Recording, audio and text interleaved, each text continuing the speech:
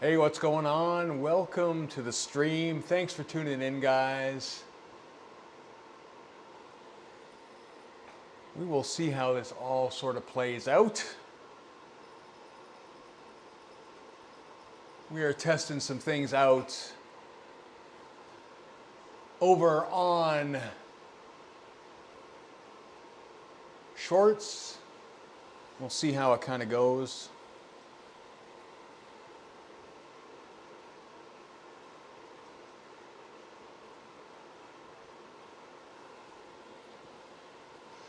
I don't know if it's working or not. See how it kind of goes. Okay, it is working.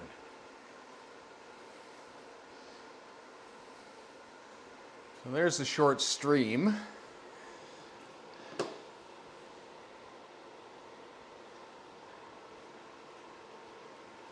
Hey George, happy Easter, my man.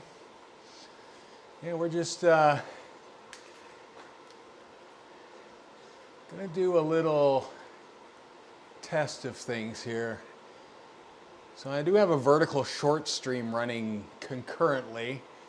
I don't know if it's gonna have any kind of big effect on what we do normally, but we'll see. Like I said, this is highly just a big time test to see what's going on. And we're just going to do some light riding because we've got the good old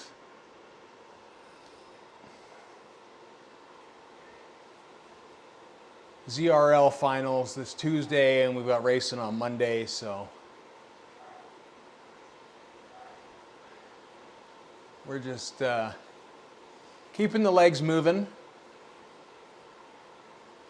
For those of you who haven't watched the other ZRL races, week 1, first place. I managed to pull out 5th. Oh, cheers. Have a good one. Enjoy your Easter dinner there, George. Appreciate you dropping by. Thanks for the well wishes. Hey, Guthar. Hey, Anthony.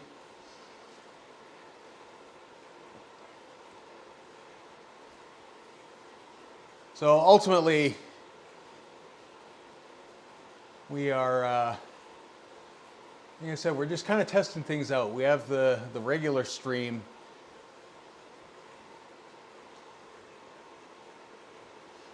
Hopefully we'll get some of this stuff thrown up on there and working well. We're concurrently running the vertical, just to kind of see how things go. So there are the data fields, which is good. The map is up, which is good. It's got the regular Zwift data, which is good.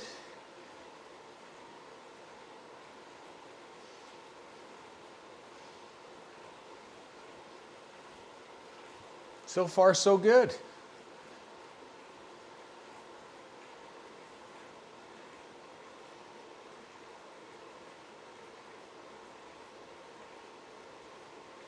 Hey Kim, welcome to the stream.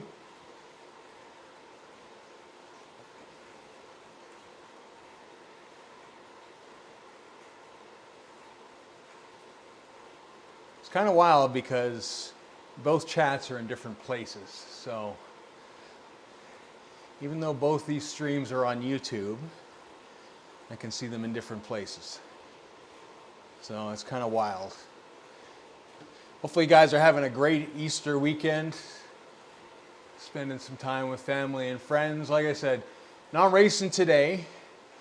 This is set up to kind of see the quality of the stream and how things work with the vertical as well as the regular stream, which everybody that has sort of come to this channel before will be deeply familiar with. I'm hoping to see a couple subscribers pop up so we can see if that all kind of works.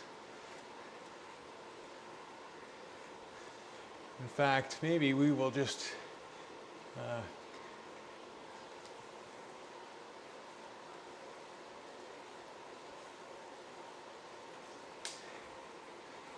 let's see if it works.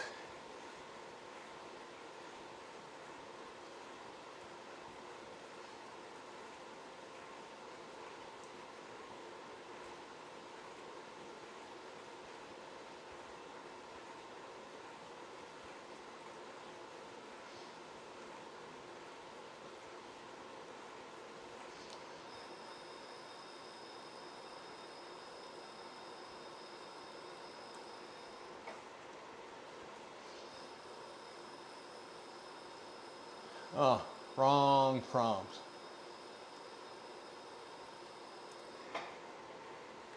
There we go. Oh, the humanity, he is slower than a disabled sausage I'm gonna lose dog. my guys here.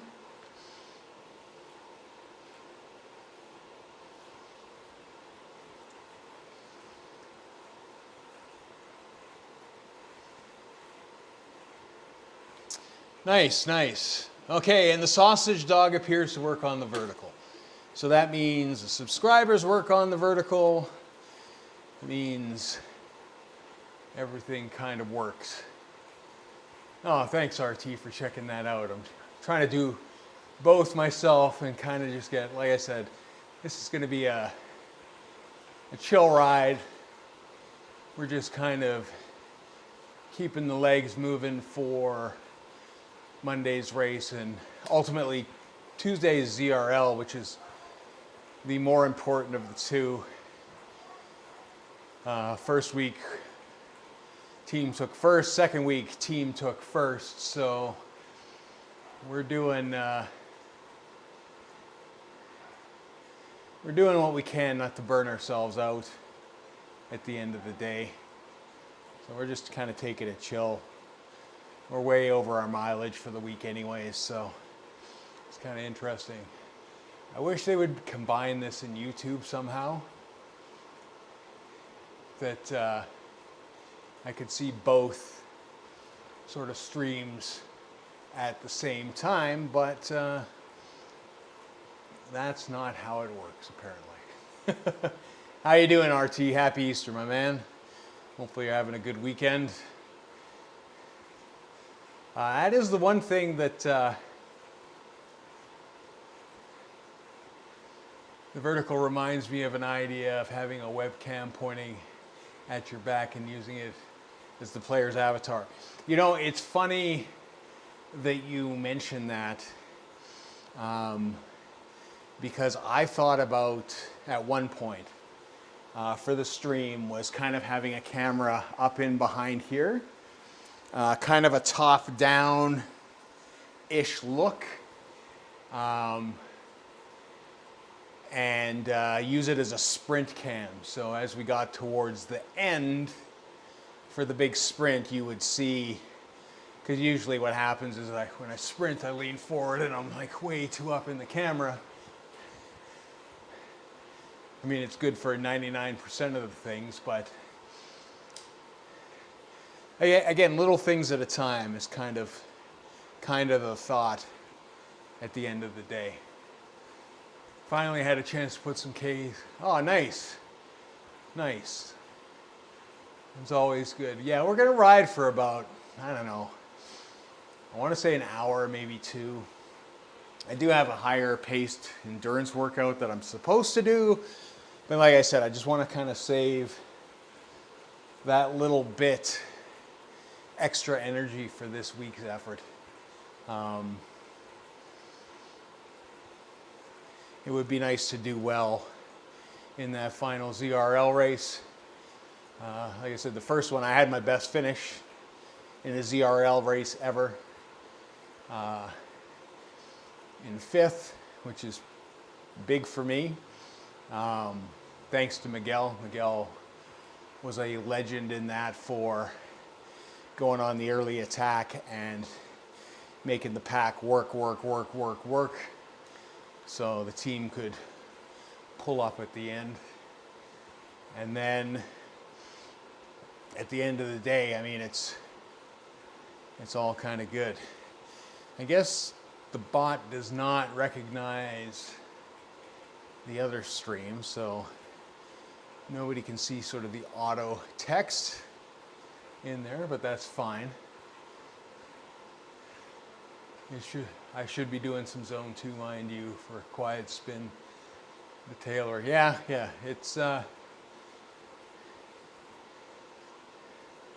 it's kind of nice, to be honest. I did this the other day.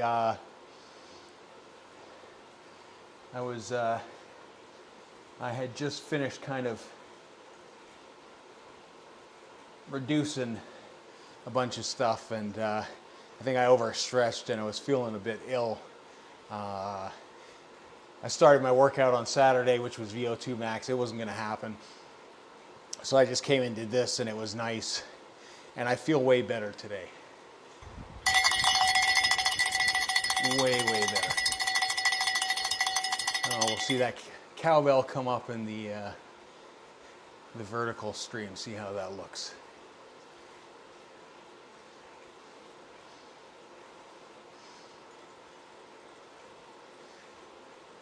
Definitely, I don't know if it's going to work on the vertical stream. I don't know if Streamlabs is monitoring that. I don't think it is, RT. I'm going to have to, which is weird because the bot is set up to monitor the streams, but maybe because we got 2 streams going, it's that. Or maybe I have to set up a secondary. But it looks like that's a no-go on the other side of things, which is kind of something I will definitely have to work on, because if we're going to do this multi-stream thing, yeah, 100%. Like this is kind of why I'm doing like a little loosey-goosey ride. So I can do that. The other part is that some of my assets that are created have been created specifically for the other screen, which is a horizontal format. So vertical, I've kind of ported in the stuff that I have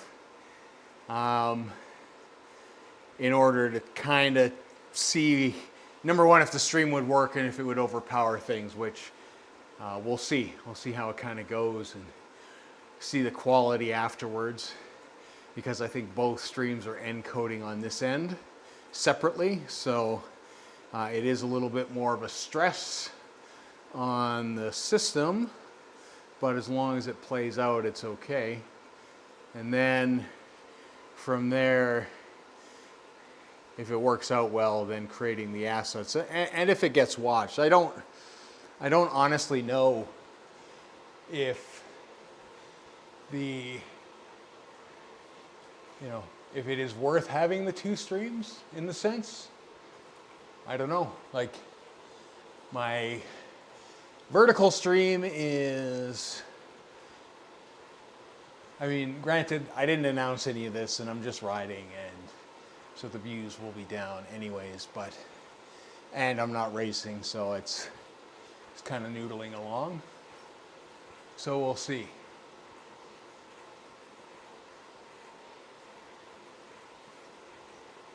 Need to stress test dual streams with a larger OACK. I'm sure that's a typo.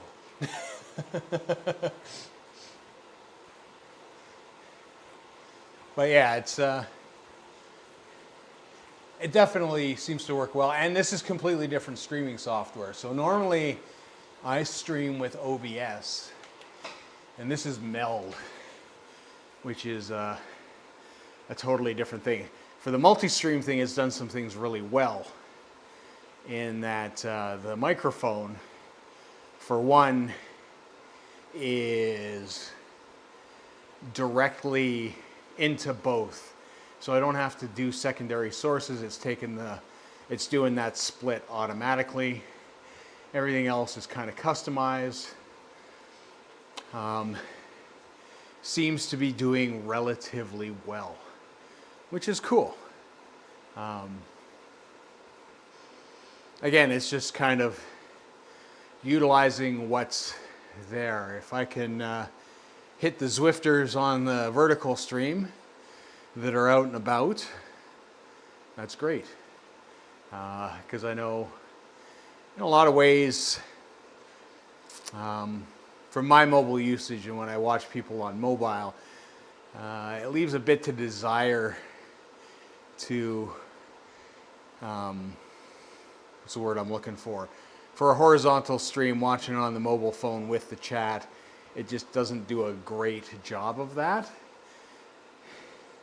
And I mean, there's some deficiencies here in the sense that the chat is all over my face in the vertical, but that's fine.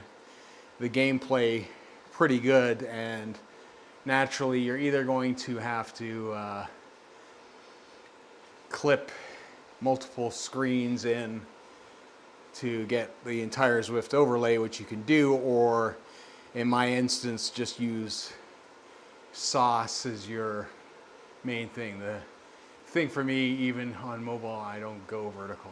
Yeah, and there's definitely some of that. I mean, number one, I don't have vertical setup anywhere near as functional as my horizontal stream. It's just something, and I don't plan on yet doing the main streams with Meld. I will still continue to utilize OBS. They will likely just be Twitch and YouTube versus YouTube and YouTube Shorts is kind of my thought.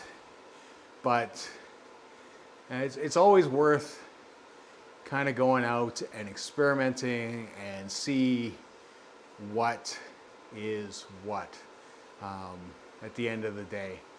I think that it's just helpful in a sense.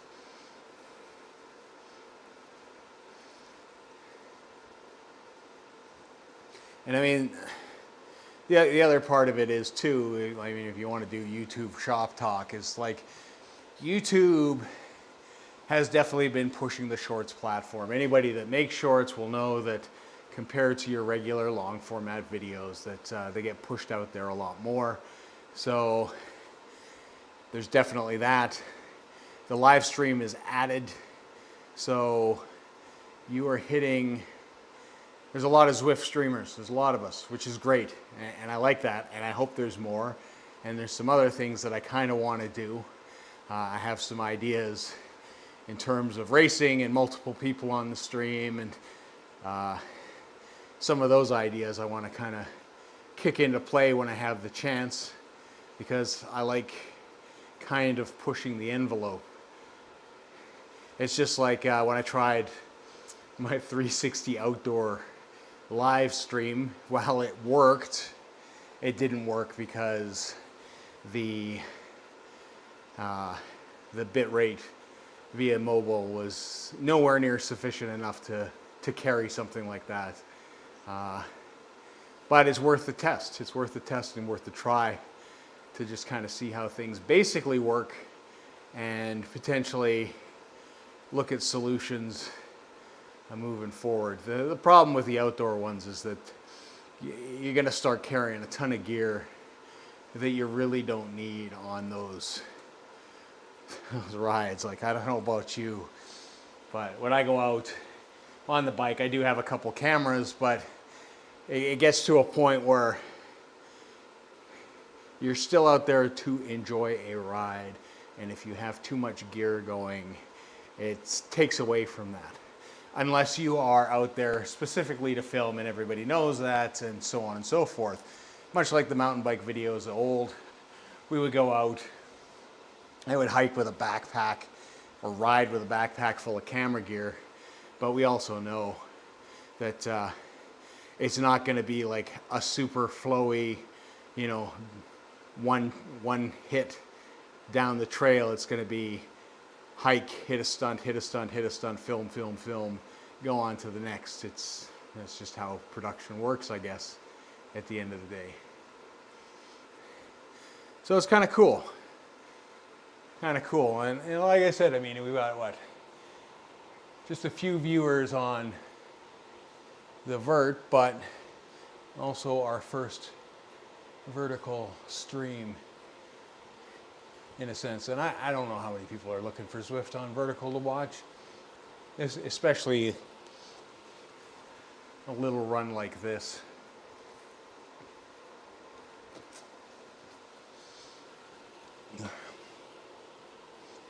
At the end of the day, we will probably take both these videos down just because there's nothing spectacular, but I need to see sort of the end result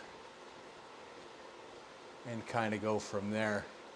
But things that work, like I said, if somebody utilizes something in the mainstream, that pop-up works.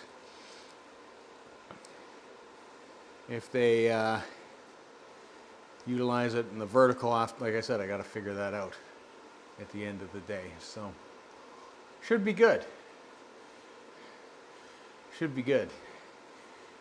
Now you see, I'm lazily pedaling around, and I'm already thinking like I kind of want to. I don't know if you guys get this, but I get the race bug when it's when we start going slow.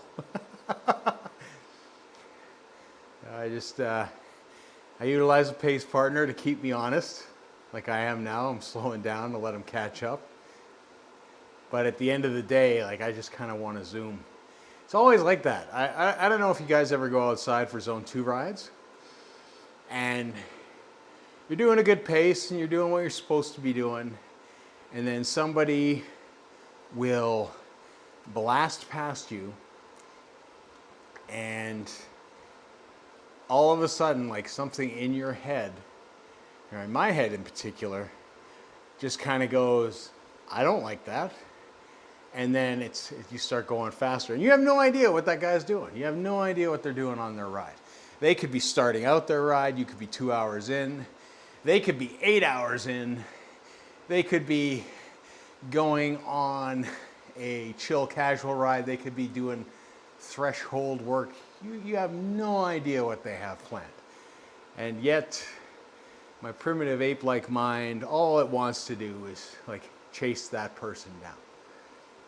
And then it's kind of that weird thing too. It's like, well, this was not what I have planned, and you don't really want to pass either.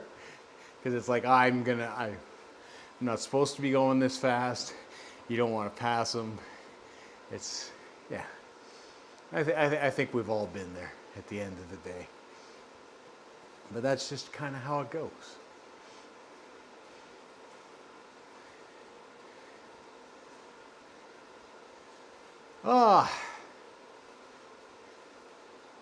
And then they've got that spring training thing going on, which I'm not going to do because, as I mentioned before, we're on trainer roads. So if I want to do an actual, what I should be doing today, which I'm, again, not going to do because we're saving our legs for the next 2 days. And Zwift doesn't, or sorry, Trainer Road doesn't necessarily recognize that because it just sees them as the same things that I do every week.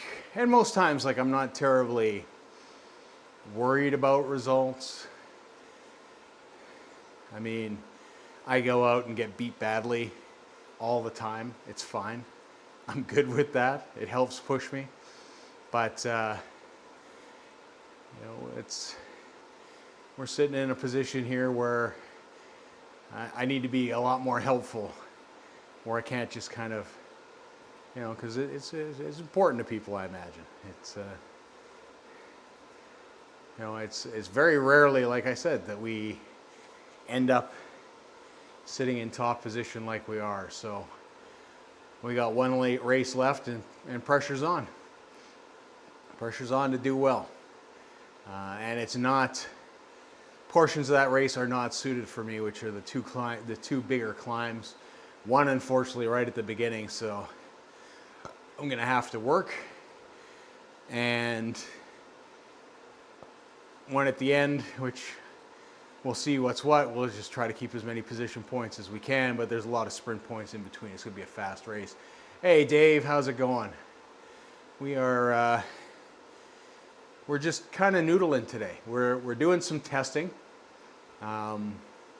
We are concurrently streaming live on Shorts. So we're on YouTube Live as our regular format, which you're on now. And we are concurrently riding or streaming live on YouTube Shorts, which as far as that portion of the test goes, it has been successful. And we've redone a couple of our streams, our screens, all our screens except for the ending screen, to kind of fit within the vertical format, and we're just kind of seeing how it all looks and plays out. Anyways, enough of my diatribe. I didn't even know there was a thing regarding Shorts. It's relatively new, and I mean, the thing is that it's a completely different audience. Like there's been people in the Shorts chat already that is that aren't in the normal streams. So that's kind of wild.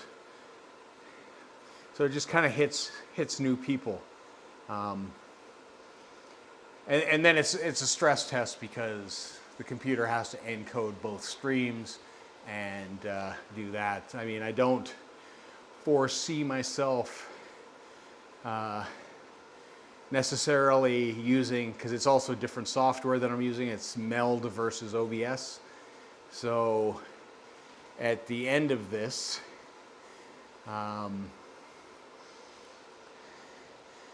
we will see. Now what I should do is, since we're here, share, copy link. I should go to Discord and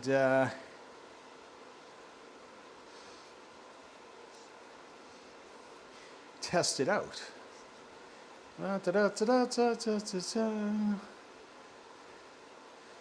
And where are we? I don't even know if the bot took notice that the other stream was going.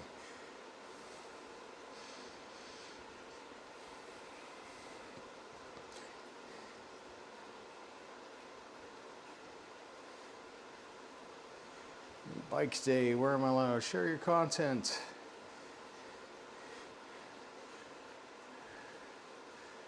Vertical. Stream test. Paste. Send. Let's do that. I also do Twitch. So Twitch, normally, my normal stream on OBS, Dave, is I will do Twitch.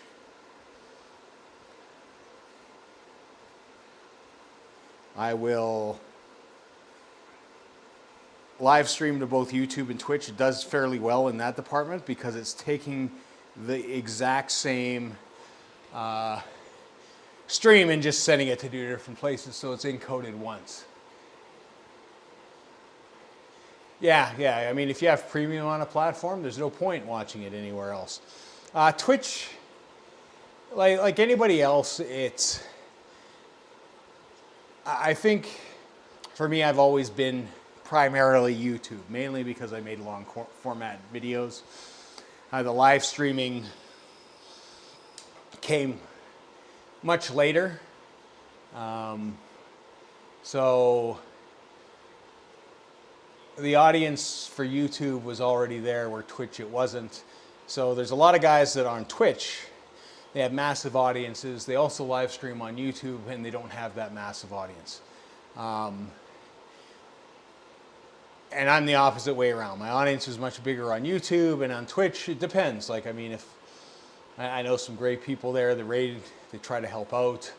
I'm doing the cancer ride, which is primarily a Twitcher thing, although I'll be multi-streaming that as well. I think in June is the date. I got to get on that.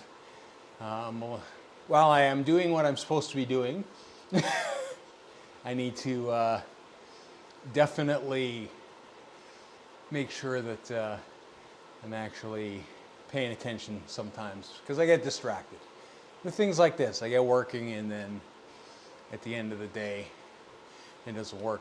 I will say on the vertical stream that my little bevel camera cuts out a lot of the important information, so maybe I have to consider restructuring how it looks a little bit. But we'll see. And we'll see. The main thing is that you can see I am riding. You can see I move about, and you can see who's in the race. Well, in this case, who's riding nearby.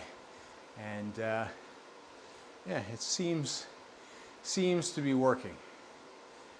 And again, like, it's a completely different audience that is doing it. I mean, as far as streams go, I mean, I'm just looking at stats. So everybody that's watching me here, the average view duration is much higher than it is on shorts, which is, I guess,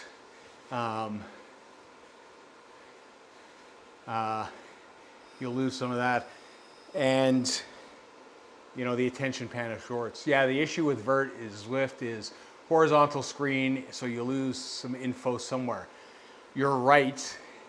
However, and I'm sure you've seen me in the past when I've changed the HUD and utilized sauce.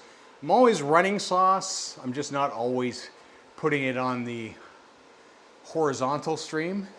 Currently on the vertical stream, I am utilizing a couple pieces of sauce information to kind of flush out what is going on. I mean, it would be difficult to, you know, kind of stream, I guess, and not have any information going. Like I said, some of the key information was up top. It's cut out. I'm gonna have to readjust that. But you know, the Zwifters nearby is there, and so is the map. And like I said, you can see some of that information at the top is just kind of like shrouded by the information that's typically on my phone. So I don't know. It's like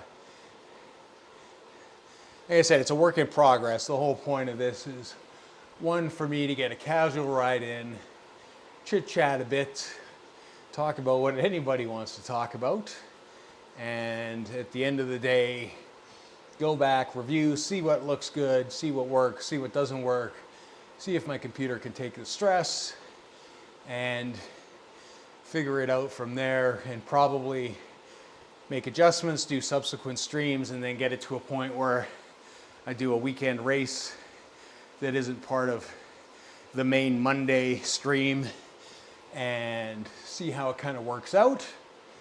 And as long as it's stable, I don't think we care. I mean, the big thing is there's nothing worse than a stream shutting down or being a bug or some sort of data leak, and then, you know, an hour into your race, it shuts off and nobody gets to see the ending. That is an important question. It is the official Team Donut headband. If you missed that race, I got this headband for one stream.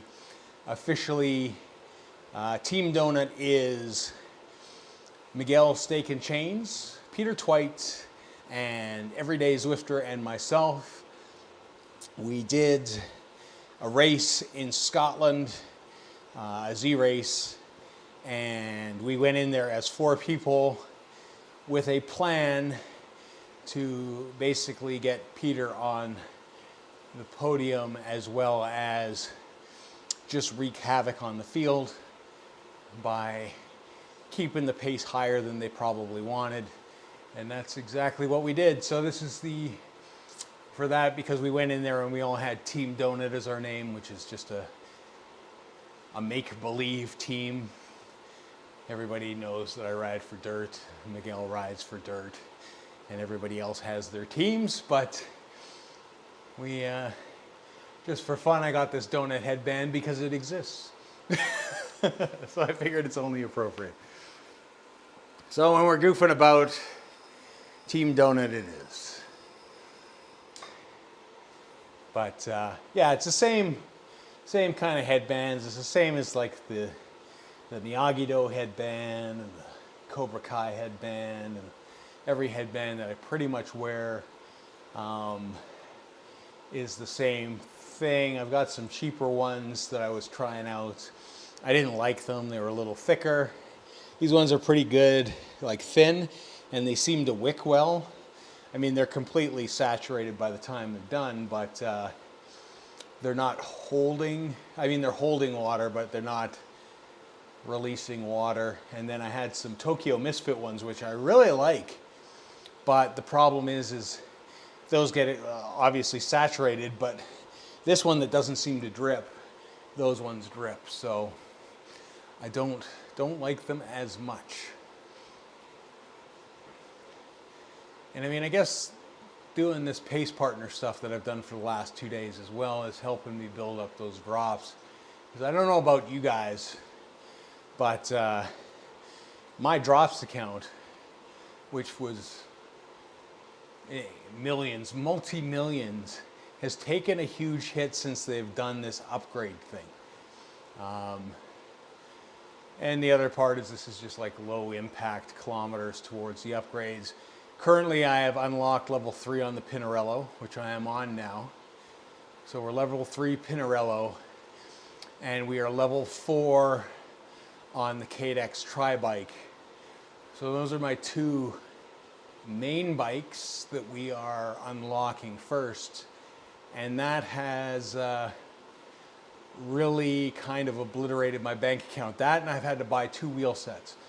One was the Zip, what is it, 858 Super 9, which is now the fastest disc wheel for the tri-bike. And at the end of the day, we had to get that, and then the Envy wheel set, because the disc wheels don't run as well on road bikes anymore. I use 90 tennis headbands. Yeah. Yeah, you know, it's funny, I have some of those too. And yeah, they just get completely saturated. I mean, they work really well. The 90s, 80s, 90s kind of headband, so you look like, I don't know, Bjorn Borg or Jim McMahon or a lot of the other guys, sports athletes that used to wear headbands in like the 80s, 90s. You definitely, you know, they definitely do the job. But they also weigh a ton. I don't know about you, but like, this seems pretty light. I mean, it's heavier when you take it off, but when you take off one of those, like, you know, that loop kind of material, you know what I mean. You wear them.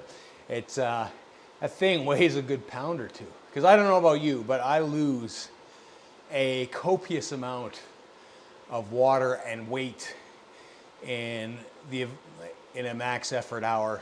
Like in a race, I can lose 5 pounds from when I start to when I end. It's ridiculous. It's just absolutely crazy. Also use wristbands because the sweat drips down onto my hands. I use a towel across the bar. Sometimes I wear, and I can't find it as of late, which is kind of annoying me because Under Armour doesn't make them anymore. I have a really I have a Under Armour wristband that's probably stretched out. I wear it up about mid-arm.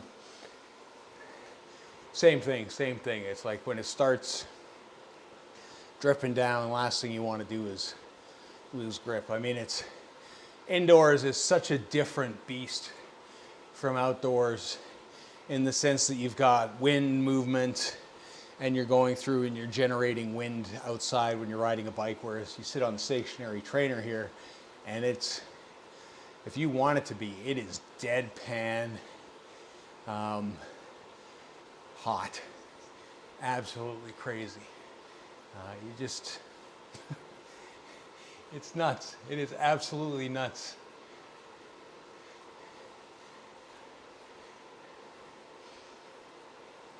Yeah, I've got the sweat protector on the bike too. That's just mainly the sweat protector, even if you're not a profuse sweater, I think is a good thing for anybody on the bike. Why? Because if you're sweating and it's dripping down, it at least deflecting it off your drivetrain, that it's not hitting directly on your bottom back and your cranks. And the other thing is, if you're up front over the bars, that you're not dripping down on your headset. And if you are a high salt content sweater, which I am, and even if you're not, over a prolonged period of time, that amount of sweat and salt is not good for those pieces at the end of the day. I mean, you see those horror stories where people have bars that are completely corroded because they use them on the trainer and clearly they're just sweating a ton. I mean, I'm not in what I would call an extremely hot climate, so I mean, it's probably nowhere near as bad as somebody that lives in an environment where 30 plus is the norm and you're probably cycling indoors because it's too hot to cycle outdoors. That's not my problem. But yeah, 3 fans and a small one on my legs. The more fans, the better. I have one, but it is an industrial blower, so it's moving a lot of air. We used to use it I used to use it in the paint shop to just kind of get air out of the shop after we've been spraying. So yeah, now it's in here. It's a fantastic device. I used to get sweaty shoes and the fans, like, stop that.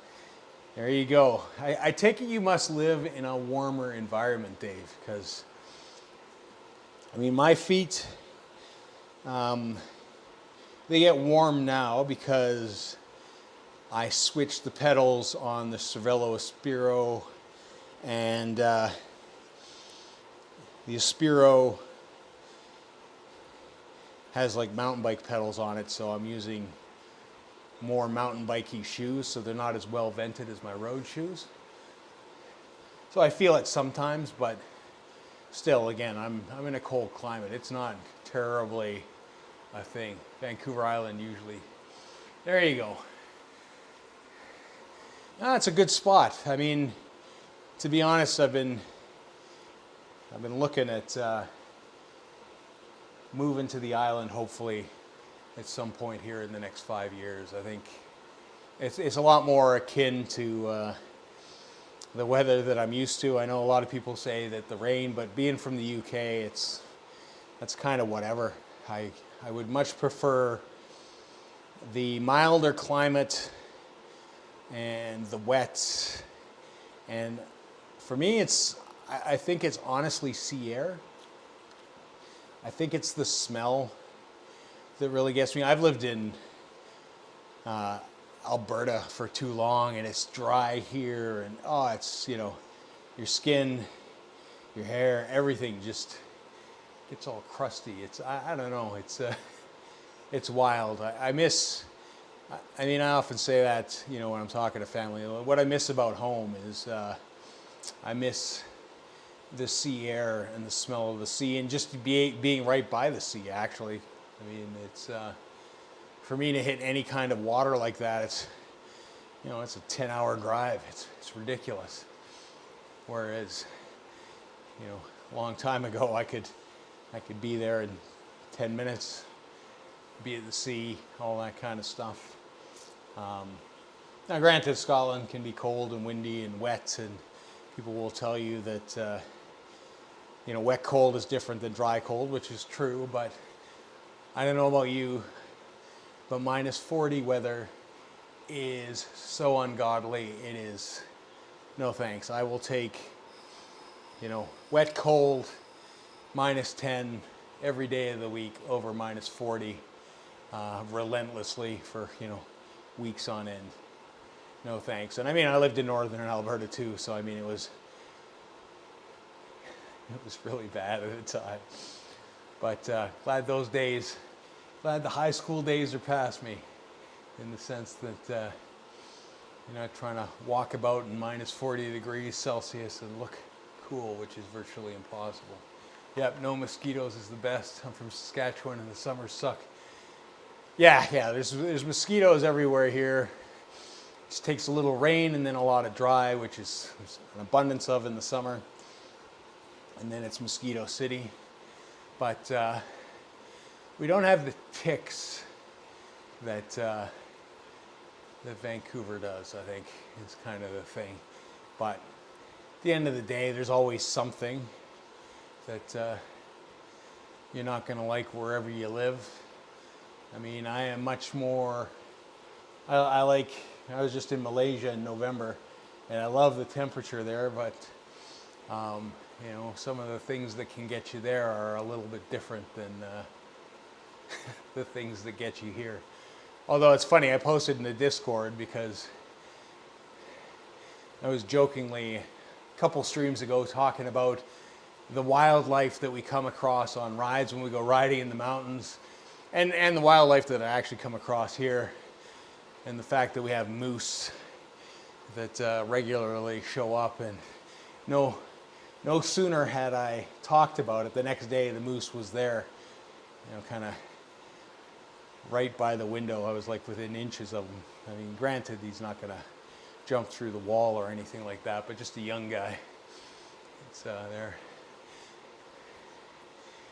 I've lived on the island for 10 years now, maybe 2 mosquito bites in that time. Yeah, you see, that's all right.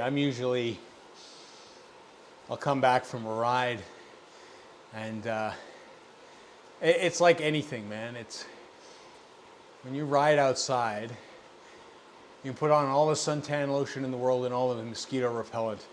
Once you're about an hour or two into that ride, you either have to reapply or you're wide open. Absolutely wide open, which is hilarious. Oh, how's this thing doing? So comparatively, just for things to look at, we got 3 concurrent viewers on the vertical stream. We've had a total of 62 views for an average view duration of 2 minutes and 36 seconds.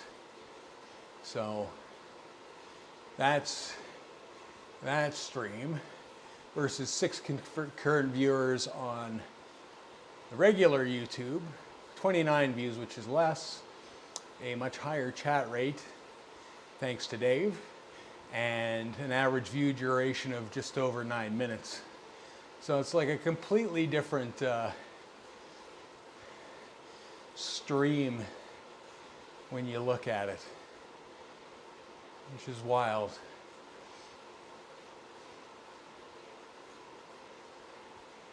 Okay, why is something updating? Verifying Google Updater. What the heck was that?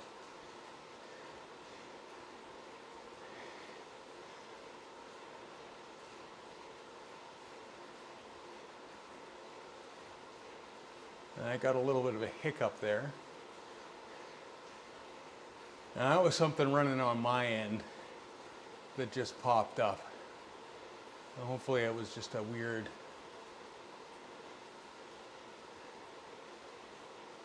little thing. I don't know what would be updating because I don't have much going other than the chats.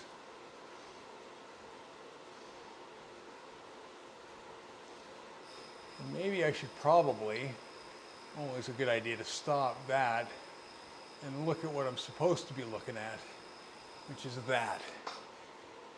There we go.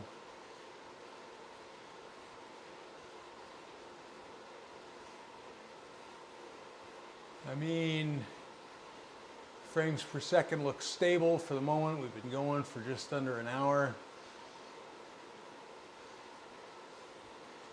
It seems relatively good in that department.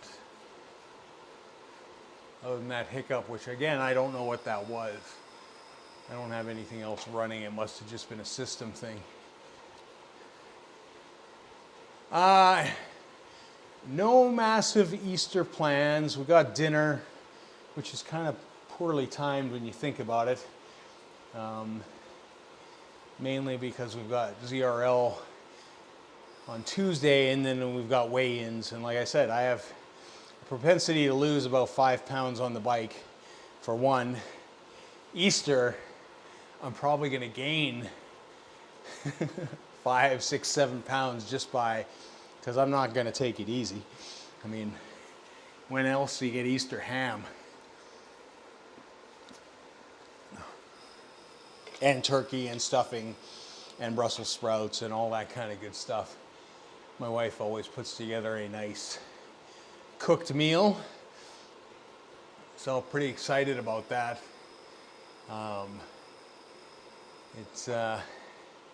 It's always nice to kind of get that in, but it's probably going to mean that we'll have a few pounds to shed. Well, we're going to eat on Monday and then race on Tuesday. At least I eat after my ZRL race, which is never a good idea to have a big meal like that. And again, I don't know about you guys, but I have a propensity to, if you put a lot of food in me after a ride, like I can put it back, because your brain's like, I need food. And especially after a higher intensity ride, like a race. But again, plan for Monday too is, I think, like I said, nobody's really watching this, and I don't think anybody's like doing recon on me that they're watching prior streams to see what I'm going to actually do in a race. But I think Monday, my plan is just to kind of get my legs open, maybe do some, because I think we're doing like the Queens Highway after party, which is 4 or 5 laps of the lower lap and then the last climb up. I think I'm just going to cause havoc on the laps. I'm going to push some of those ups, and then when we get to the climb, I'll let the climbers go do their thing. Lots of energy for the race, yeah. Exactly, but like I said, we have to do that official weigh-in thing, which is, I guess we'll do it. Well, I'll have to do it before to know exactly what I am, but who knows? I should do it after, but then you're kind of guessing a little bit. Hey, Cookie, welcome to the stream. Mind over matter with food, just finishing off 48-hour fast. Nicely done. Nicely done. Oh, I'm not worried about that. I am excited for Easter dinner. I just have ZRL weigh-ins on the Tuesday at some point for the finals. So it's a matter of just making sure that we've got the appropriate weight in there is kind of the big thing, which is just a matter of jumping on the scale. I don't typically change my weight much during the year. I mean, my guess is a little bit heavier than I am normally thanks to Easter dinner, but that'll be gone in a day or two after that. It won't take long to burn off, and then we'll be back to normal. It's just, I hate the weigh-in stuff. I think it's a bit, I mean, I get it, but to the same extent, it's kind of silly in a lot of ways. It just is what it is. I mean, I understand it's competition and stuff. I'm not doing this to be overly competitive anyways. So for me, you know, with fighting and stuff like that, I gave up on the whole weight, you know, cutting and making sure that I'm hitting certain weights and being exact and, you know, consistently measuring myself and all those kind of things when I gave up fighting, because you have a weight to hit and you do the things that you do that, and, you know, it just kind of, I mean, you can't really do what you do with fighting for cycling because you'll be so flat. It's unreal, but is what it is. 48-hour fast is a long time. So in that time, do you allow yourself anything at all, Cookie? Is it just like, or is it 100% like you're just water and nothing when you do that?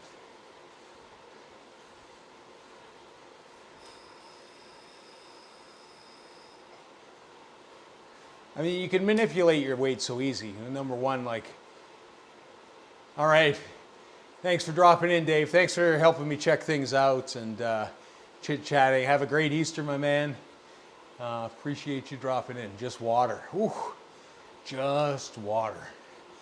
Yeah, that's good discipline. I mean, there's no doubt about it. I mean, I have done the strict thing as well, and like I said, with fighting, jumping in the sauna, wearing sauna suits, and, you know, essentially dropping, well, I would drop close to 20 pounds prior to a fight weigh-in, and then rehydrate and stuff and put it all back on. It's not healthy. I don't recommend doing it. I mean, fasting's a bit of a different beast. Yeah. Well, 48 hours, you can do it. I think if you extend that much further, Cookie, though, it's like you definitely, there are negative effects. There's some positive things too that I think people don't realize, is that when you get to that stage in a fast, that you are definitely burning off, you're training your body to burn off your fat stores. I mean, that should, for most people, a half hour of exercise, endurance riding, your system stores, you know, granted, if you're not doing high intensity intervals and stuff like that, they will switch over systems.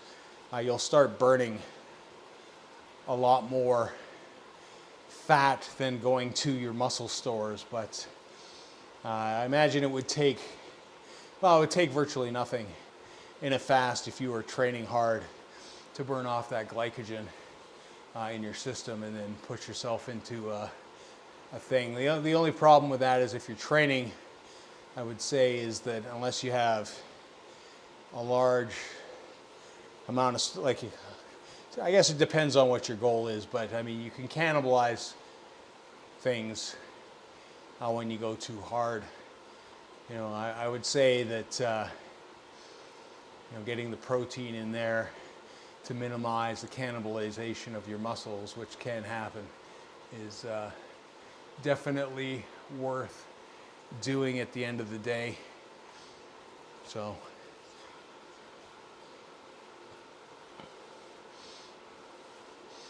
let's see.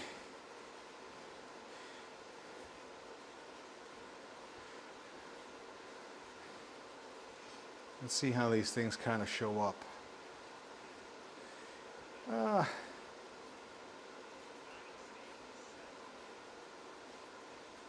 Oh, that's cool. So if I go on my phone and I hit the live, it goes directly to here. That's cool. Good to know. Like I said, this is a test stream for the vertical stuff as well, that I am also testing the vertical capacity of stuff. See if this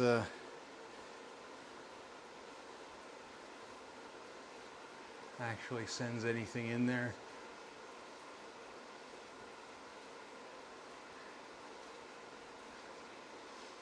We're just hitting the heart button, see if it shows up, and the happy button. That doesn't appear to work. You got some weight goals, I take, Cookie? Like, are you working on some stuff specifically, or is this just a spring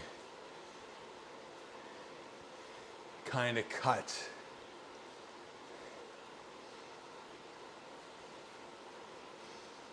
I will watch some things, usually around November, December is when I start to look at that stuff. I've been doing carnivore diet for over 2 years now. Meds had. Nice. So fats and protein, so that's good.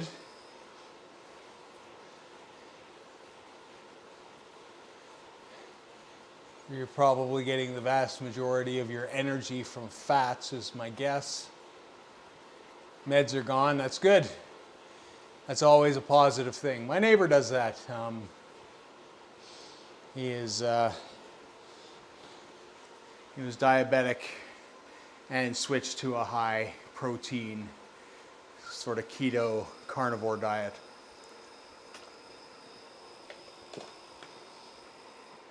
What's all this then? This is me testing out the vertical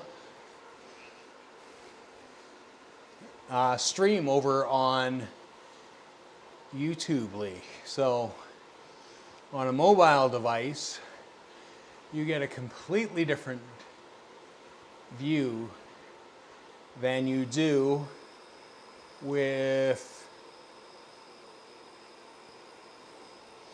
things. So that should be, if you're not watching on the thing, is what you can actually see over there. So I've integrated Zwift into doing a live vertical stream to kind of see what we're going at and see kind of how the numbers compare. It's completely a test. I also want to stress test the system because I'm doing all the encoding on my end. Currently, I'm not streaming to Twitch, which I normally do, and we're just kind of checking things out. I had a problem with acid reflux. Gotcha. And that's completely gone, so that's good. That's good. It's done exactly what it needs to do then, which is amazing. That's the whole thing.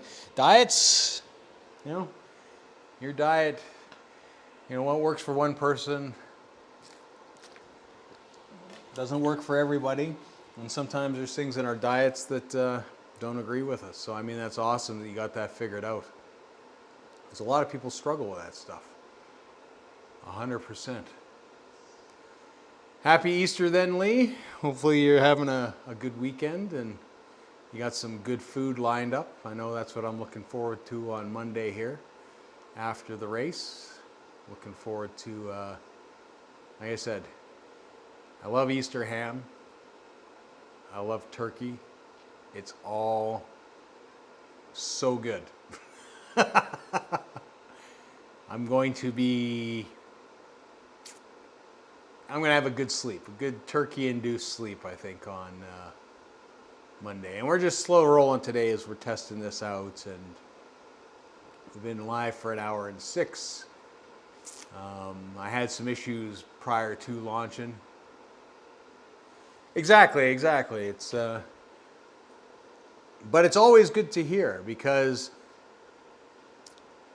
we all have, different experiences. We all have shared experiences. So sometimes all it takes is people talking about what they do, and it might click for somebody else. And, inadvertently we help other people out, which is awesome. That's what you want in life, is to make life easier for other people. And some things, like, I don't know how long it took you to figure out what worked for you, but with somebody else experiencing the same thing, they can kind of potentially skip all that time spent doing that in order to make progress, which is amazing.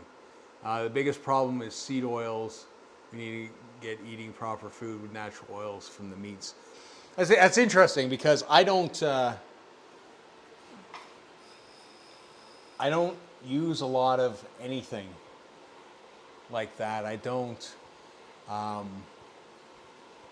But but again, my situation's probably a little bit unique. That I can. I don't. I had my nose cauterized from when I was fighting, so it bled and bled and bled after a fight. So they had to basically cauterize it. So it burnt a bunch of my smell receptors, so I don't smell very well. So for me, I don't have to do a lot of that stuff because most food tastes relatively bland to me. Remove processed foods. Yeah, I don't buy anything that's processed personally. It's all, you know, the outer. I don't know where you live or how your grocery store is, but you know, sort of the outer edges, not the inner aisles. That's where we live. You either eat what's in the produce section, or you eat what's in the meat section. And well, I love fish. I think that's just a thing. I'm not sure. You know, it's hard because I'm in a landlocked thing now, and I love fish and chips, just because, you know, being from the UK and stuff like that. I'm curious if Lee's still in there. Oh, you're in the UK. So debate-wise, you guys have fish and chips.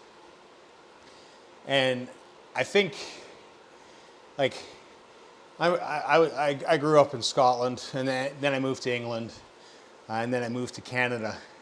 But at the end of the day, for me, fish,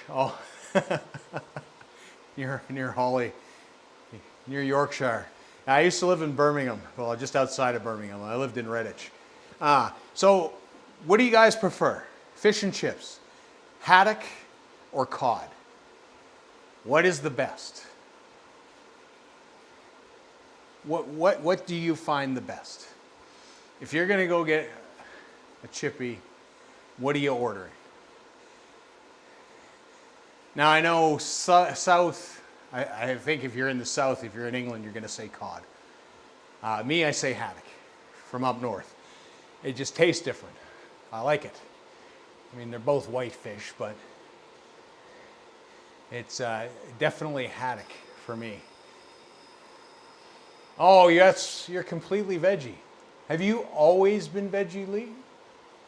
Have you always been 100% vegetarian? Either. You're either. I was vegan for a long time when I fought because it was much easier to maintain weight. So, I mean, I get it, but the moment that I retired from fighting,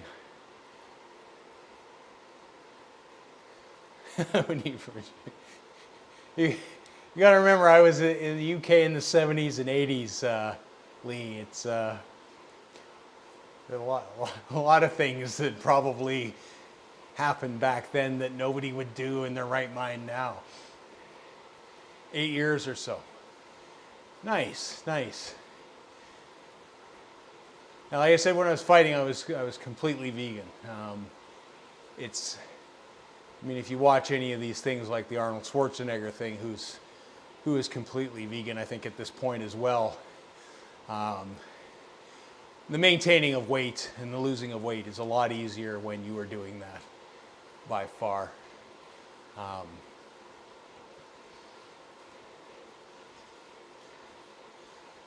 mean, I live in Alberta now, so it's like the beef capital of the world. Takes discipline, like, you know. Is it, if you don't mind me asking, Lee, is it an ethical choice? Is it a health choice? Is it a combination of all that? Like I said, mine wasn't an ethical choice. It was just I need to be super lean, so it was very easy to accomplish in those regards. And I mean, feels pretty easy for me to do. I think now it's a lot easier than it used to be. Does being vegan damage you at all? No, not at all. Not at all. It's like I said. I mean, you just make your choices to revolve around things. I have a friend that is still vegan, and they make fish tacos that are the best fish tacos with no fish ever. They're better than fish tacos. They use heart of palm for the fish, and it is the best stuff ever. It's absolutely wild what people can do. But I think a lot of people now, there's a lot more choices here. It still tends to be like when I have family visits, like my cousin and his wife are vegetarian. So they came and they were visiting, and we were actually in Banff National Park, which is a big national park with things, and we're looking for a place to eat. We have to keep in mind that they're vegan, and like I said, you're in the heart of like the meat eater world here. That they have like a specialty meat eating place in Banff where it's like you eat bison, you eat all these kind of rare meats. But anyways, they're like, well, let's just go to McDonald's and we'll get something there. I'm like, well, you're not going to get anything at McDonald's because unlike the UK, there are like 0 vegetarian options at McDonald's here. Not that I advise eating at McDonald's because it's absolutely garbage for you. It's environmental ethics, but also partly you don't miss meat at all. And that's fair. That is absolutely fair. All props to you, man. That's a good thing. I never really liked it much. And don't like all the dodgy parts of it. And that's fair as well.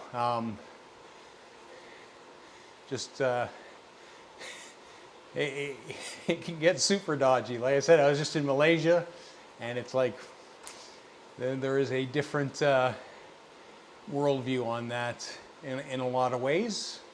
In a lot of ways, there's a lot of different worldview on the other way too.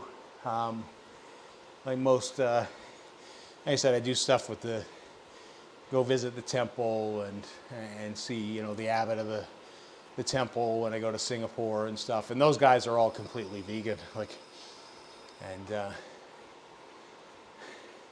It's like the two extremes. It is really polarizing when you see the difference between the two. It is absolutely wild. But yeah.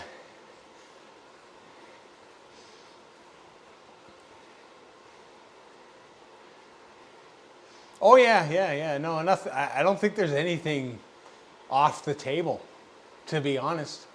Like I think partly it's partly a cultural thing. I think partly it is an economic thing that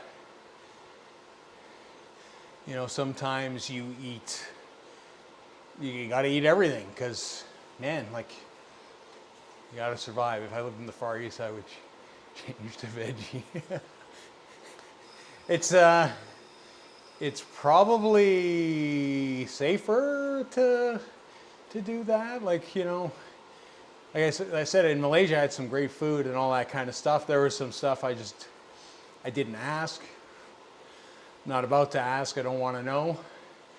I have a good friend here that lives in Calgary. That worked as an engineer. He lived in Kuala Lumpur for a very long time. And he would go out and eat, and he's like, what is this?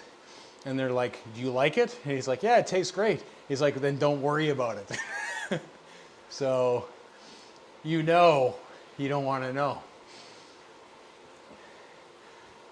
That's just how that works out. But I mean, there's an abundance of veggie dishes and all that kind of stuff out there. And I mean, the street food in Malaysia is absolutely amazing. The rices, the noodles, everything, it's so good. It's and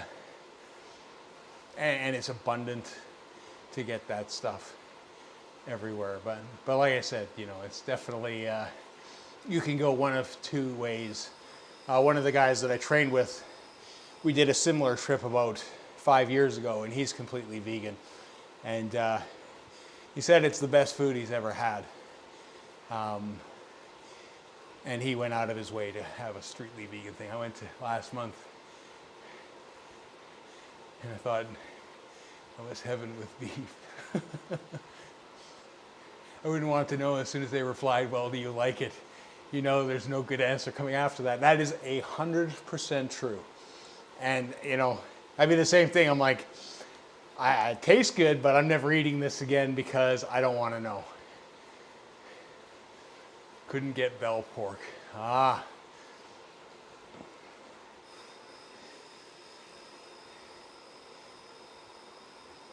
Yeah, it's no good can come of the mystery food. One of the things that it's like here, you know, the locals like to, hey, you want some prairie oysters?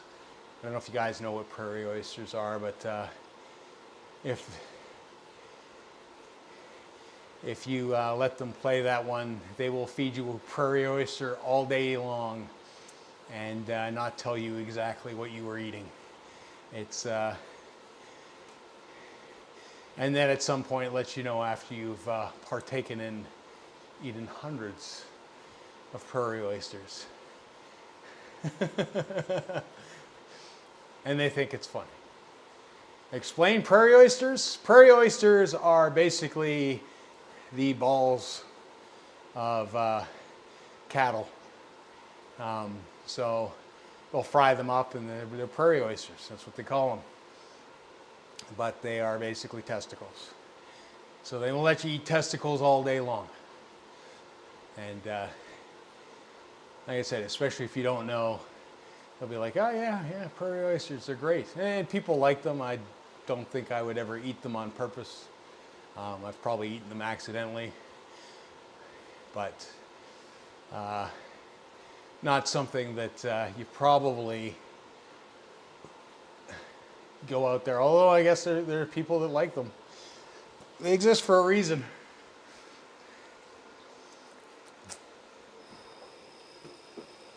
And I will say this, like, if you are going to consume animals and use animal products, you might as well use all the animal. Just make sure that it's ethically sourced and that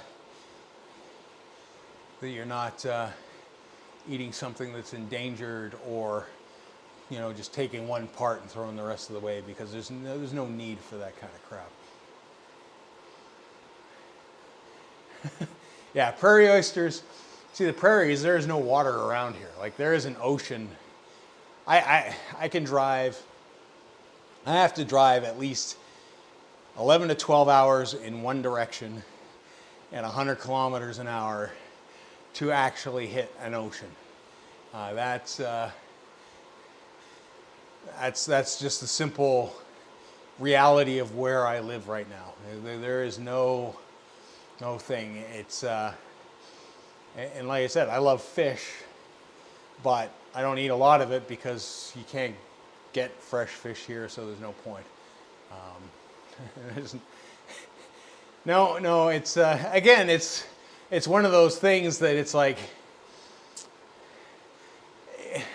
see, now you know, now you're safe cooking. Because if you end up on the prairies here and you go to a cookout, you know, on a ranch or wherever, to kind of experience the culture of, you know, Western Canada and the West, you know, the Wild West kind of things. At the end of the day, they'll say, hey, you want some prairie oysters? They're probably not going to tell you exactly what they are. Because that's kind of the joke, I guess. In the sense, like, you know, that's when you get the statement like my friend got in Malaysia. It's like, well, did you like them?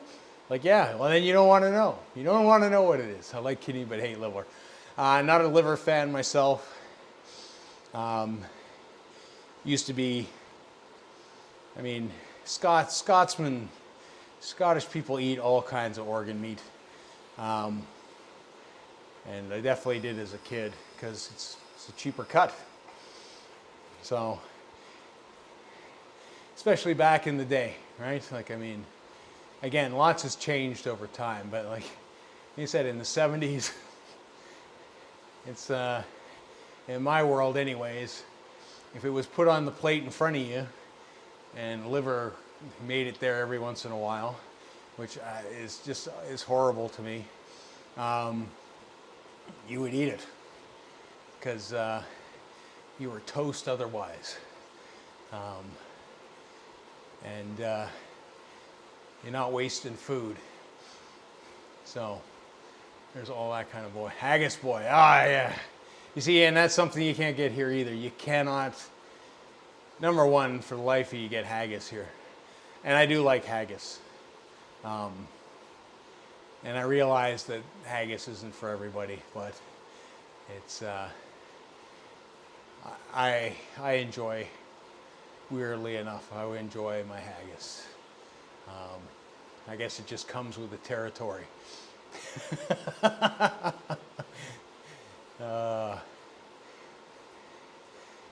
Good times.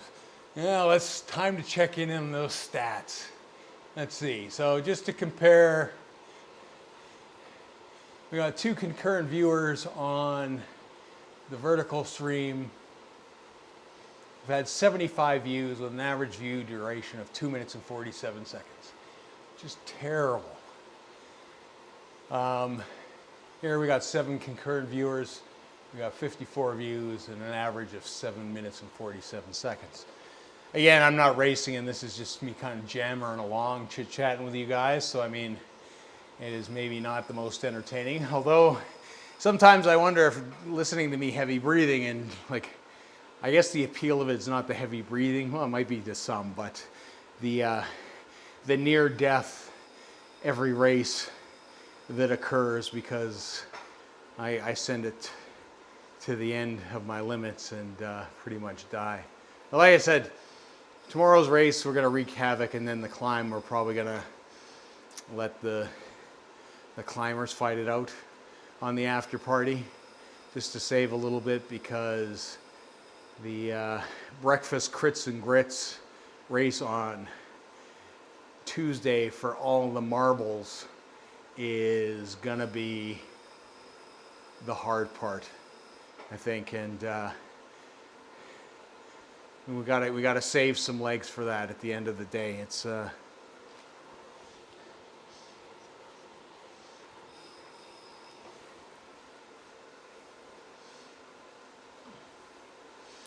okay.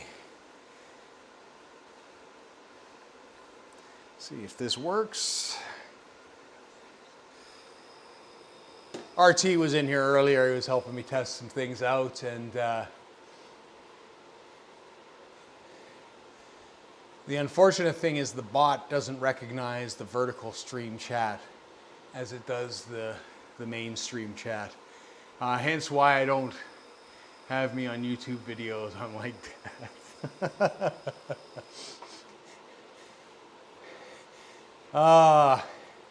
But that's what cycling's about. It's like pushes you to that edge. I will say, what was impressive was I watched that video, that climb portal that you did, Lee, and that effort was, that was a thing of beauty, my man. It's, that was a monster effort. You just flew up that climb. It was awesome to watch. And you know, I'm not a climber, so I mean, it's like, I watch with a great amount of envy on those things. That's a tough course. I did an ITT on it. Those repeats of the hill start to hurt. They do, they do.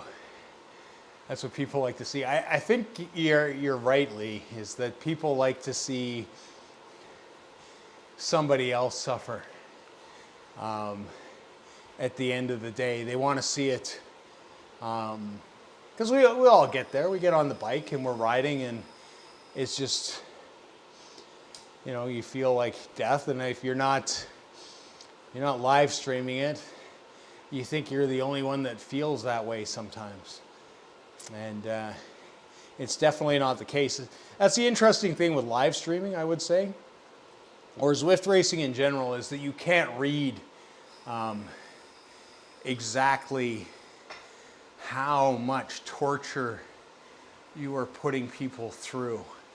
I mean, obviously you can see me during a live stream and see that I'm about near death and where that's going, but you can't tell what your opponents are doing aside from their heart rate, and you don't know what their max is, so it's a different thing.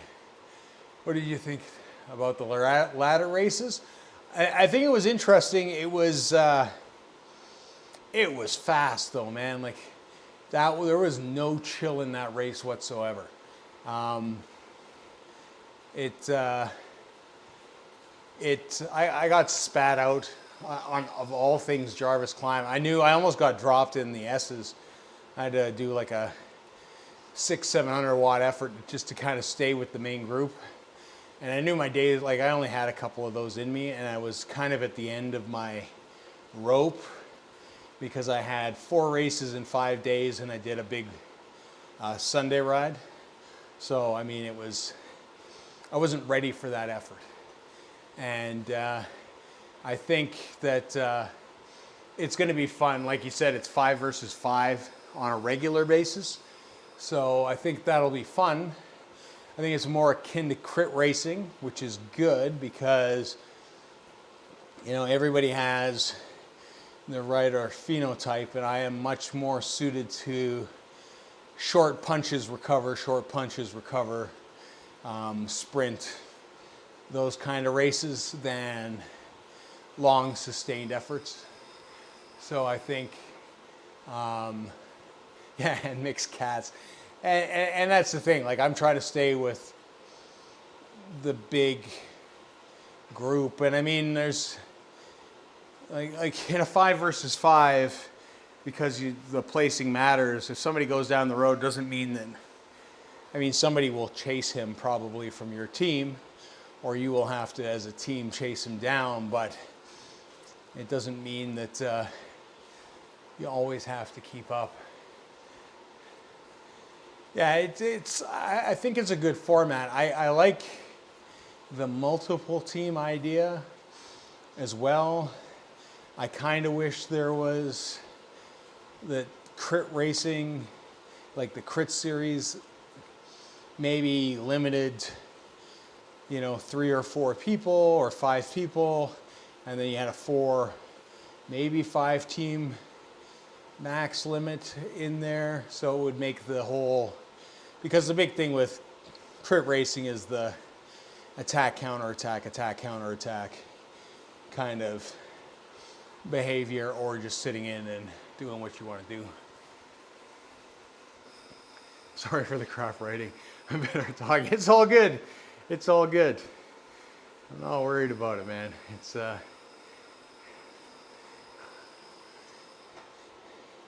But you enjoy them, I take it, Cookie? Like, that's what you like to do? Like, what's your favorite format? Like I said, I like crit racing, but I like the idea of actually doing teams because that allows me to be a little bit lazier and sometimes not as lazy as I'd like to be because you've got responsibilities. I find sometimes with the crit racing on Zwift that as long as you've got the main covered, you can just kind of sit in there the whole time, which is really, that's my plan on any given Sunday, is just ride in the draft for as long as possible and let everybody else do all the work, which always surprises me, because I think that you would, I don't know if it's just people are there, like, and they're just there to give it all they've got, but given a race, like, you would think that we would probably do something like 9,800 watts and just kind of sit there and be super lazy, and then, a couple tests, see if people can go, and I don't know. There is no incentive in a regular Zwift race when it's all individuals to be on the front whatsoever. The only time you need to do work is if somebody goes out and then chase it back. But that's the advantage of ladder races is that, you know, you don't have to be the one necessarily to chase it down. As long as you're represented up front, it's good. But that being said, there tends to be more repeatable attacks because somebody will go out, you chase them down, next one goes. I mean, it's a viable team strategy to kind of wear down your opponents at the end of the day.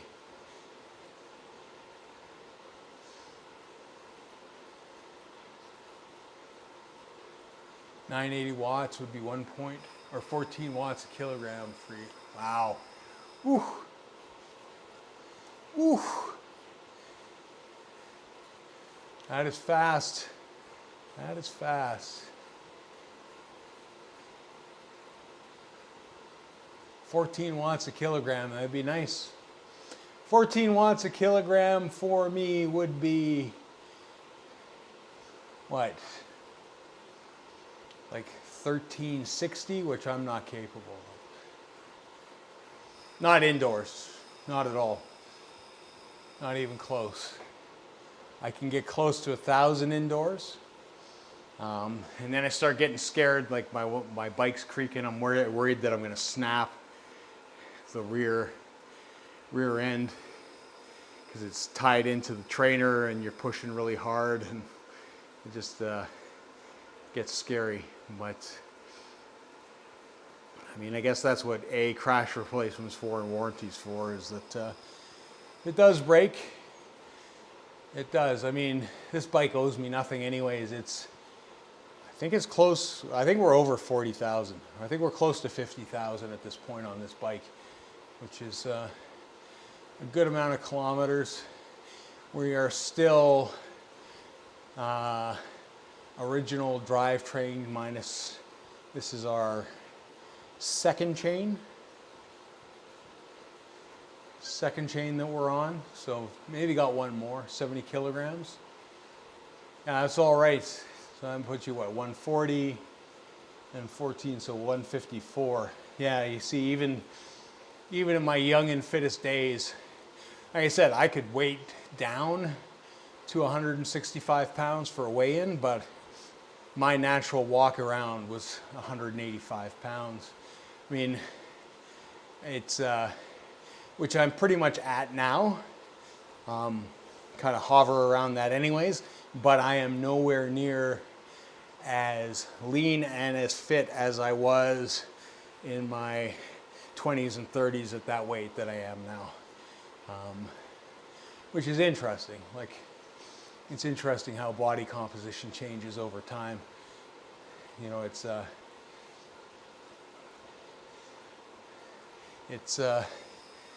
interesting, you know, to me that I'm not near as skinny as I was, but I'm the same weight, which just tells me I carried around a lot more muscle mass, lean muscle mass back in the day. But as I should, you know, when you're fighting, it's you gotta be fit at the end of the day. Because there's some huge consequences. You run out of gas in a ring. Nobody wants to do that. Nobody at all.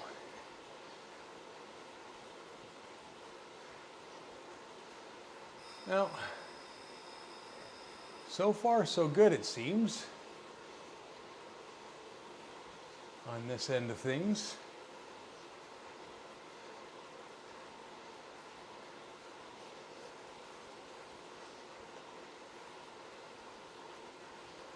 I would love to have the power that I have in races 70 kilograms, but again, it's all relative. I mean, if I were to get to that weight, my power probably wouldn't stay the same. It would probably decrease at the end of the day.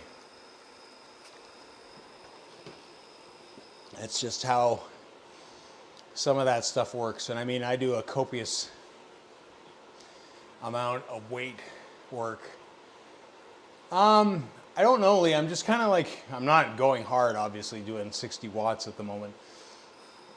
I'm just kind of noodling about. I just kind of want to see how long this goes for. I mean, we might hit the 2-hour mark. I probably don't want to do much more than that. Seeing as I race tomorrow. Like I said, I mean, this is so low zone 1, 2, it's all good. It's just, I don't want to, you know, to my detriment. I was supposed to ride a lot hard. I had a harder workout for an hour and a half. Trainer Road had me at about 187 watts, which is zone 2 endurance work for an hour and a half, which is fine. I just didn't feel like going that hard because I want to make sure that we're good and ready for Tuesday's ZRL. Like I said, tomorrow's kind of like, I'm treating it like an opener. Tomorrow's race, in the sense that there's portions I'm going to want to go hard, but I mean, I always like to do the best that I can, but I'm not terribly like worried about it. I know the course, so it's we'll see how it sort of plays out at the end. I absolutely do weight train. I weight train 5 days a week, Monday through Friday. We go on the weights. I keep, they're quick. If you look at Strava, you'll see that I'm out of there in anywhere from 15, 20 minutes to half hour, 45 minutes. It's, there's no sitting around, there's no gabbing. When I go to the gym, there's nobody there, which is awesome. It's a private spot. It's a bit of a dungeon, but I mean, I'm very thankful to have access to it. Has everything that I need, and we just kind of go from there. I'm not trying to set any big powerlifting weight goals or anything like that. It is just, as I get older, I want to maintain some muscle mass. You know, again, it's like anything. You know, I used to weight train a lot and lift a lot heavier when I was younger, but, you know, as I get older, I don't want to, because you risk the injury and injuring yourself. So you really got to listen to your body and make sure you're not pushing it. And then when you attach cycling on top of that, the fatigue can get very real. So you've got to be cautious of that. I think GCN actually just put out a video where Cy Richardson did a bunch of weight training to see if it would improve his cycling. And I think they put that out today. So it's an interesting watch. I am not surprised by the outcome, but to the same extent, I'm a little surprised. I mean, weight training, and I'm not talking about traditional bodybuilding strictly for looking big or, you know, looking like a fitness model or anything like that. But weight training for sports, if you do it specifically, you should see very good gains, especially if you're on the upper end and you're not seeing the gains that you thought, or seeing the gains that you were once getting. If you start weight training, you can make some big changes. To be honest, a good weight training program can mean the difference between winning and losing for elite athletes. It's you know, those guys put in a lot of work. You know, I have a friend who coaches luge and skeleton athletes, and I mean, weight training is such a huge part of it. And same thing, like you look at track cyclists, they do a lot of weight training because it's very specific to what they do, and the gains that they get out of it is absolutely phenomenal. I mean, ultra endurance sports. I mean, cycling has so many variables and, you know, different types of riders. I mean, you can be a guy that rides a 1,000-kilometer event, a 500-kilometer event, you know, a month event. you know, the tours, all that kind of stuff. There is a difference between those kind of athletes. You know, there's a difference between a Mark Beaumont and, you know, a Tadej Pogacar and a Mark Cavendish. And when you start getting into the track world, well, his name eludes me at the moment, but the Dutch kid. I mean, there is definitely a difference between all these different types of athletes and how they get there. Oh, Nimble Ultimate Pro Shoes unlocked. Did I just actually level? I did. There you go. Didn't even know that was coming.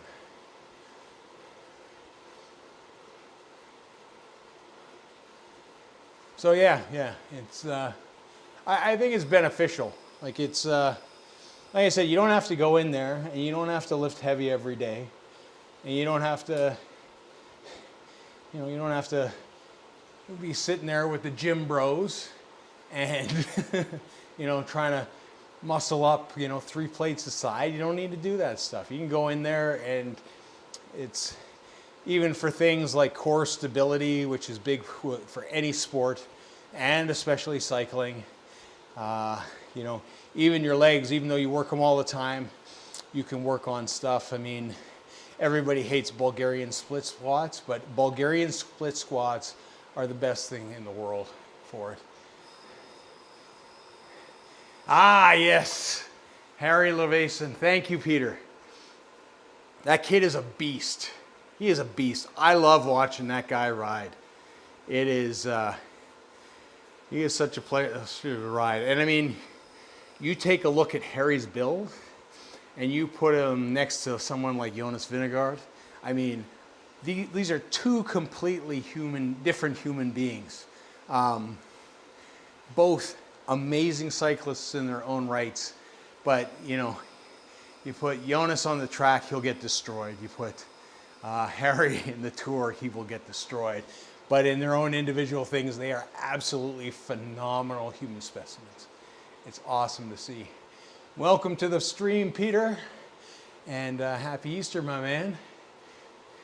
Help me with my powers when mountain biking, you need that quick burst of speed. Absolutely.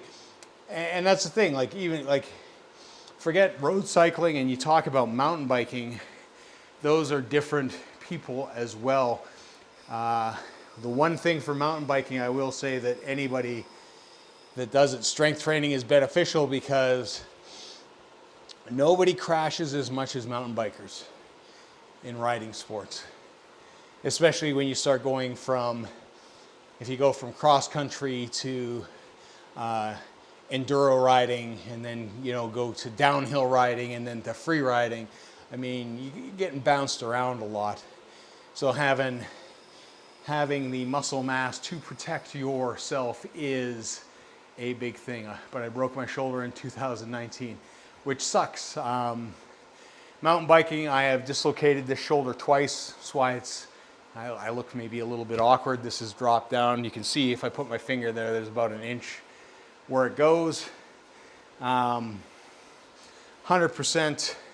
I have broken my collarbone twice. Yeah, there's lots of bruises and bumps and all that kind of stuff. And then my big accident where I fell down the cross face of the cliff that did my hip and then ultimately relinquished me to the world of road and a lifetime of recovery. That's just how that kind of works. But I survived it all, thankfully. We Dutch are all like Harry. Nice. You're all just beasts then, Peter. That's all I can read in that. And you are a beast on the bike, my man. No, we do. I bounce pretty good. Yeah, no, it... bouncing, knowing how to crash on a mountain bike it's like, we always used to say it's not a matter of if, it's when and how bad. That's just the nature of the beast. I have some weird phobias going to road though. From mountain biking in the sense that with the skinny tires, I don't have faith in them on descents that I do. Like mountain bike tires, you got 2.5, 3 inch tires. For downhill, you got tires for days. 28 millimeter tires just don't feel the same underneath. So you're the guy Martin was with. Judo helps. There you go. Yeah, yeah. I mean, I took my licks in judo as well, 100%. 100%.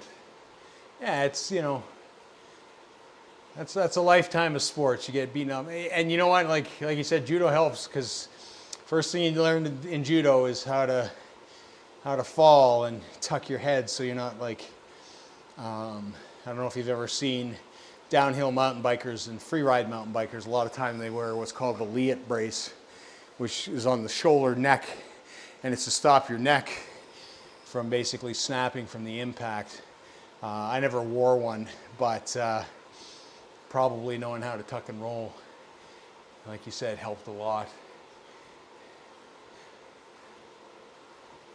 100%. Judo is great. Judo is the art of folding clothes with people in them. I have not heard that one before, but that works. It definitely works. Yeah, it's, like I said, spent a lot of time doing that kind of training in my life, so yeah, it was good times. It was good times. Yeah, that's the thing, man. It's in life. There's so much to do and so little time to do it. It seems, but you know, it's always good to get out there and do what you can and have fun doing it. Tuck and roll. Yeah, 100%.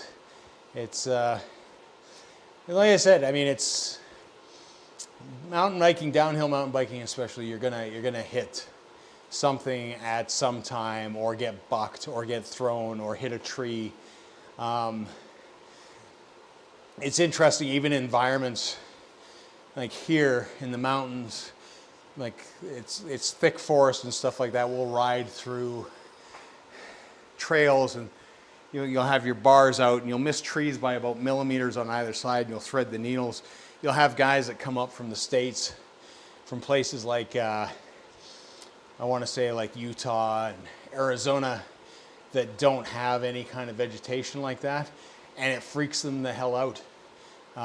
Like going that fast through something so tight, because they're afraid they're going to clip the bar. And you do. I've done it before. I've clipped bars and you just eat it. End of story. But conversely, I've gone and ridden down in Arizona and Utah, and you'll be on something like a ridge line that's massive, and there's nothing on either side other than like down. And to me, that's a little bit unruly and scary, because at the end of the day, there's nothing to stop you. Whereas if you hit a tree, like the abrupt stop is not a good thing, but you're not falling down the rest of the mountain. It's the hands, devices, and motorsport. There you go. Oh, what are we at? We're at 1 hour 50. It seems both streams are going okay. We've got some adjustments to make to the screens for the vertical.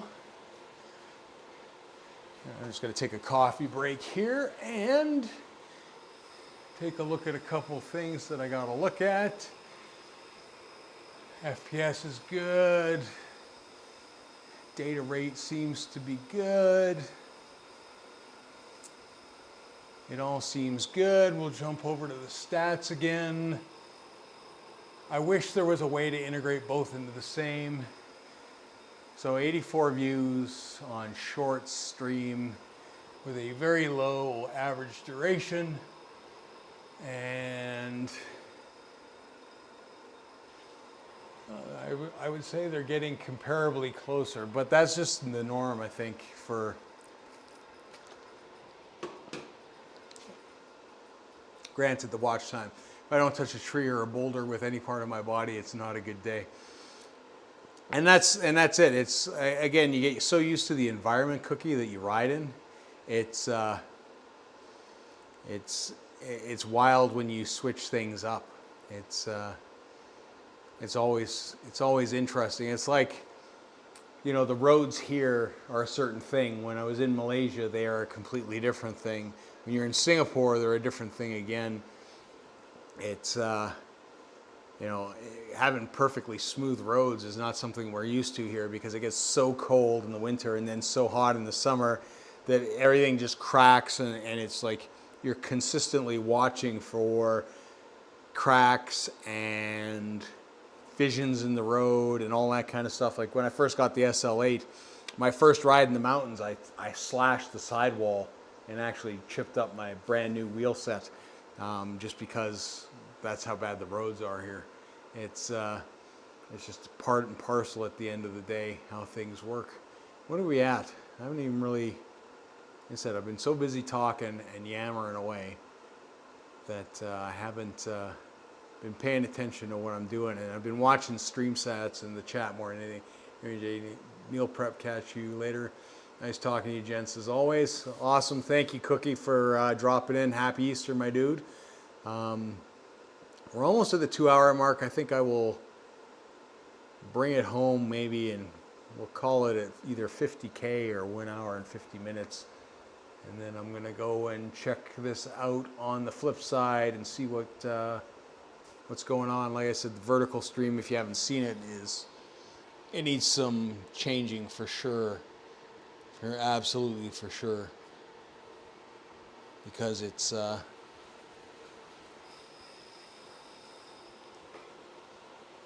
different look. It's a different look. But with sauce, we'll make it work. We will absolutely make it work.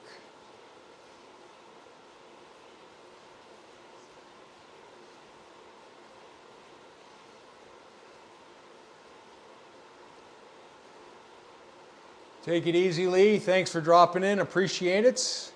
Hope you have a great Easter, my dude. Enjoy that, all the vegan goodness that you have for Easter dinner. I'm not sure what a vegan Easter dinner looks like, but I'm sure it's amazing.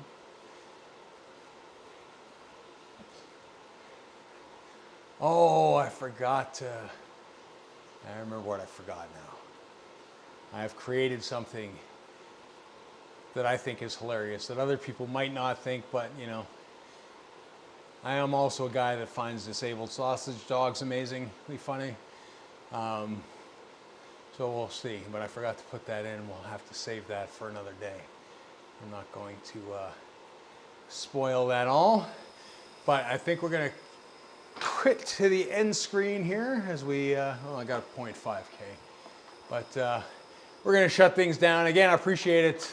You guys coming in and chilling, and while I monkey around with this stuff and test it out and pressure test it and all that kind of good stuff. Thank you so much for taking some time out on your Easter weekend. I don't know if this video is going to stay up or not. We might take it down just because that's how these things work. But if it's still up and you got this far, all the power to you. Like, comment, subscribe, all that kind of good stuff.